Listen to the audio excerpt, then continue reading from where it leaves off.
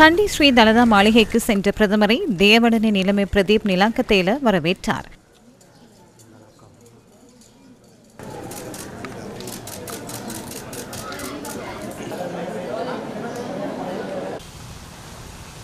இதனையடுத்து மல்வத்து விஹாரைக்கு சென்ற பிரதமர் மகாநாயக்க தேரர் திப்பட்டுவாவை ஸ்ரீ சுமங்கல தேரரையிடம் ஆசி பெற்றார்.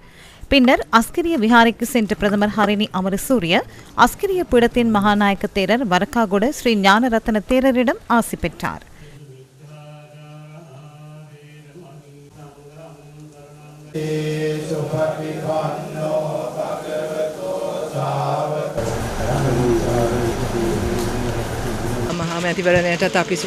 பொது தேர்தலை எதிர்கொள்வதற்கும் நாம் தயாராக உள்ளோம்.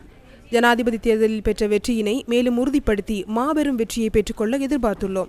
பொது தேர்தலிலும் பாராளுமன்றத்திற்கு நாட்டை கட்டியெழுப்பக்கூடிய குழுவினரை தெரிவு செய்து அனுப்புவார்கள் என்ற நம்பிக்கை எமக்கு உள்ளது. உங்களுக்குள்ள மூவர் அடங்கிய அமைச்சரவைக்கு பாரிய பொறுப்பொன்று உள்ளது.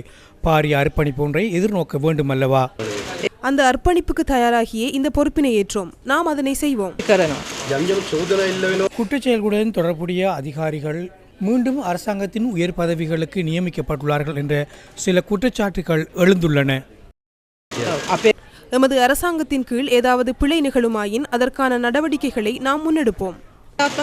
தற்போது குற்றச்சாட்டு சுமத்தப்பட்டுள்ள அதிகாரிகள் தொடர்பில் என்ன கூறுகின்றீர்கள்?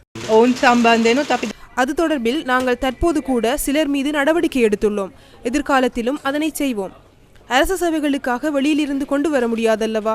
இருப்பவற்றுடன் வேலை செய்ய வேண்டும். நாங்கள் நியமிப்பவர்களுக்கான பொறுப்பை நாம் ஏற்றுக்கொள்கின்றோம்.